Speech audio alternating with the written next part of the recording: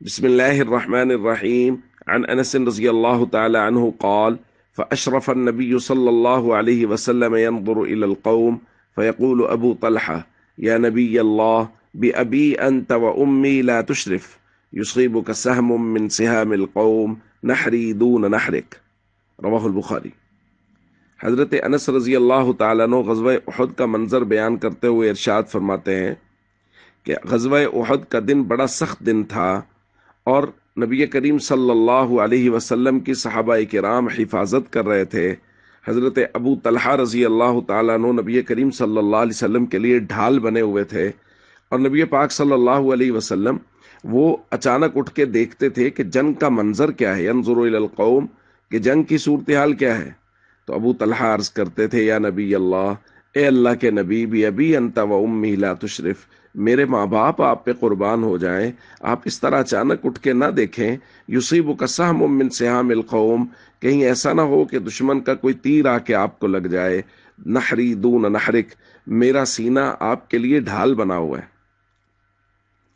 دوستو، جیسا کہ درخواست کی گئی ہے کہ عشق اور محبت صحابہ کرام سے سیکھنا چاہیے کہ نبی پاک صلی اللہ علیہ وسلم سے محبت اور عشق کیسے کیا جاتا ہے، اور صحابہ کرام نے کر کے دکھایا کہ نبی کریم صلی اللہ علیہ وسلم کے لیے ڈھال بنے ہوئے ہیں۔ کوئی پرواہ نہیں ہے کہ میرا سینہ چھلنی ہو رہا ہے، کوئی پرواہ نہیں ہے میرا ہاتھ چھلنی ہو رہا ہے، میری جان جا رہی ہے، جائے، لیکن نبی کریم صلی اللہ علیہ وسلم کو کانٹا بھی نہیں چبھنا چاہیے، حضور علیہ الصلوۃ والسلام کو کوئی تکلیف نہیں پہنچنی چاہیے۔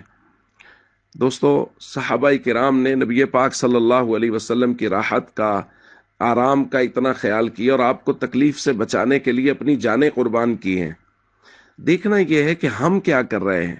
نبی پاک صلی اللہ علیہ وسلم فرما رہے ہیں: جعلت قرۃ عینی فی الصلاۃ، اللہ نے میری آنکھوں کی ٹھنڈک نماز میں رکھ دی ہے، اور ہم نماز پڑھنے کے لیے تیار نہیں ہیں، فرض نماز پڑھنے کے لیے تیار نہیں ہے جس کے اندر نبی کریم صلی اللہ علیہ وسلم کی راحت ہے، آنکھوں کی ٹھنڈک ہے۔ اور ہر وہ کام ہم کر رہے ہیں جس میں اللہ اور اس کے رسول سے سود، یعنی ملکی اور حکومتی سطح پہ سود کی اجازت دی گئی ہے اور دی جا رہی ہے، اور لوگ سودی لین دین کر رہے ہیں، جبکہ پتہ ہے کہ اس میں اللہ اور اس کے رسول سے جنگ ہے۔ تو بھائی، ہم سب کو چاہیے ہم اپنی طبیعتوں کو ڈھالیں اور ہمیشہ اللہ اور اس کے رسول کے احکام کو مانیں، اور ہر وہ کام کریں جس سے نبی کریم صلی اللہ علیہ وسلم کو راحت ہو، اور کل قیامت کے دن نبی کریم صلی اللہ علیہ وسلم کے سامنے ہم شرمندگی سے بچ جائیں۔